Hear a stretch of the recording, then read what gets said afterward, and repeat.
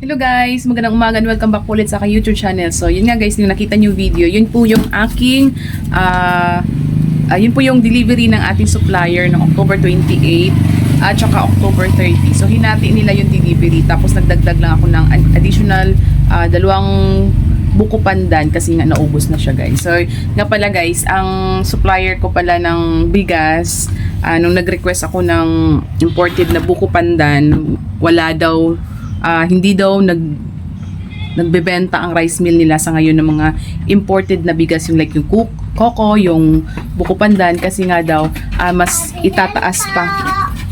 So yun nga guys, balik tayo, bumili lang mga bata. So yun nga. Ano ba yan? Excuse. Sakit na naman ko.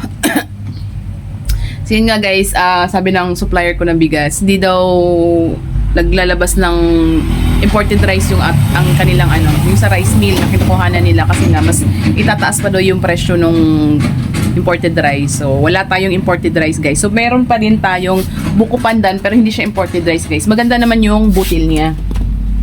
Ayan o, ito pala nandito. So yun naman ay bagong ani. Yan, maganda naman siya.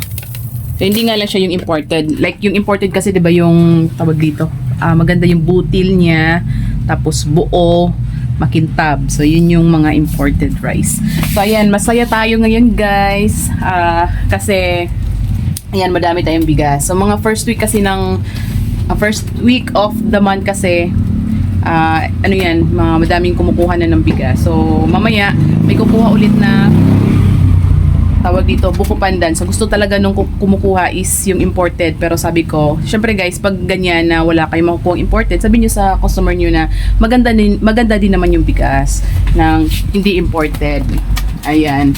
So tumaas talaga mga bigas ngayon guys, compare nung last 2 weeks. Nagtaas na naman talaga. So yung sweet coco na RC160, ayan, itong ganitong bigas guys, ang kuha ko ay 1,250. Tapos itong buko pandan 1,250 din. Ang per sack 25 kilos po ito guys. Tapos yung 5 star naman, yung sinandoming na 5 star ay 1,1 ang kuha ko. So yung sa retail po guys, dito sa buko pandan, although magkapareho lang naman sila ng kuha ko nito, lang ako ng difference, 25 pesos.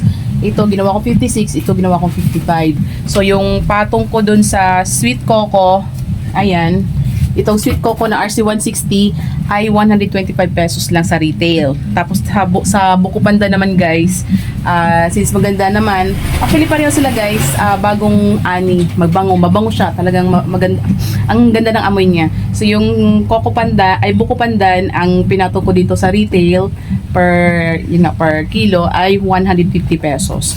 Tapos dito naman guys sa sinandoming, so ayan, medyo yung bigas nga lang niya, ito yung mura ko ngayon, 49. So gusto ko talaga every time na may bigas ako, 3 klase para may pagpipilian ng ating mga customers. So yung pinatong ko dito pala guys ay sa sinandoming ay 125 pesos din.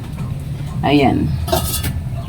So lahat po na na-order natin guys simula ng October 28,